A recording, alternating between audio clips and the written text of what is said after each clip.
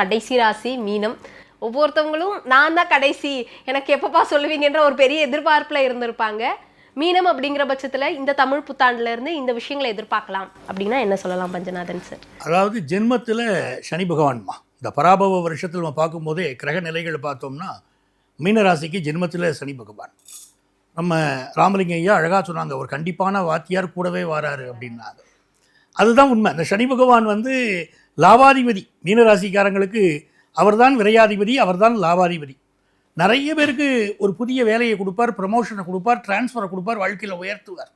அப்போ ஜென்மத்தில் சனி அப்படிங்கிற போது வேலையை பற்றி கவலைப்படணுமானா வேலையில் நடக்கக்கூடிய மாற்றங்கள் எல்லாம் நன்மையை தரும். அதுவும் ஜூன் மாதத்தில் குரு பகவான் இவர்கள் ராசிநாதனே பஞ்சமத்தில் அமர்ந்து இவர்களை பார்க்க போகிறாருங்கிற போது பெரிய அளவுக்கு பொருளாதார வளர்ச்சி, ஆஃபீஸில் புதிய புதிய பொறுப்புகள் உங்களுக்கு கொடுப்பாங்க. அந்த பொறுப்புகளை இவங்க ஏற்று செய்யணும். செய்துக்கிட்டாங்கன்னா ரொம்ப நல்லாயிருக்கும். அது மாதிரி ரெண்டாவது ஸ்தானத்தில் இருக்கக்கூடிய சுக்கிர பகவான் குடும்பத்தில் திருமண வாழ்க்கை சுப செய்திகளை கொண்டு வந்து கொடுக்க போகிறாரு மீனராசிக்காரங்களுக்கு.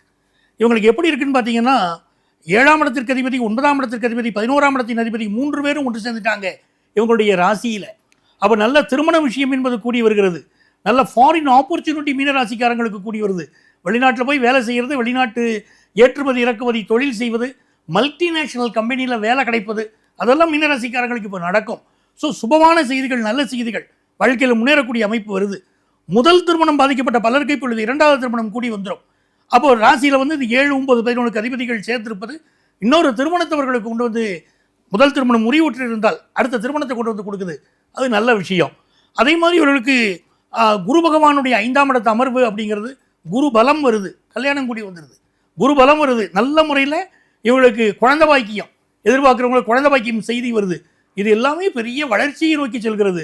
ஆக ஒரு 7.5 சனியில் நாங்கள் இருக்கோம் அப்படிங்கிற கவலை இல்லாமல் குரு பகவானுடைய அனுக்கிரகத்தினால் பராபவ வருஷத்தை மகிழ்ச்சியோடு, சந்தோஷத்தோடு, ஆனந்தத்தோடு இவர்கள் கழிக்கப் போகிறார்கள்ங்கிறதான் உண்மை.